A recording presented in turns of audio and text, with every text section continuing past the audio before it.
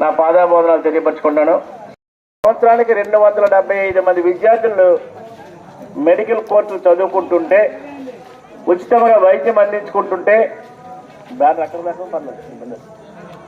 ఈరోజు చంద్రబాబు నాయుడు గద్దెనెక్కిన తర్వాత 17 మెడికల్ కాలేజీలు 7 ఆల్రెడీ కట్టేశారు, క్లాసులు రన్ అవుతున్నాయి. కాబట్టి మిగతా 10 కాలేజీలు కూడా ప్రైవేట్ పరం చేయాలని, పేదవారికి వైద్యం దూరం చేయాలనే ఆలోచనతోనే ఒక ప్రైవేటు వ్యక్తి చేతిలో మెడికల్ కాలేజీలు అప్పచెప్పాలని, మల్టీ స్పెషాలిటీ హాస్పిటల్ అన్ని ప్రైవేటు పరం చేయాలని ఆలోచన చేసిన చంద్రబాబు నాయుడు నిర్ణయాన్ని వ్యతిరేకిస్తూ పార్వతీపురం నడిబొడ్డులో మేము ధర్నా చేశాం.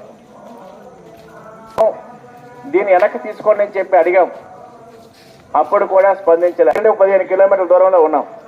ఈ పార్వతీపురం నడిబొడ్డులో సుమారుగా 600 కోట్ల రూపాయలతో కేజీహెచ్ లాంటి హాస్పిటల్ నిర్మాణం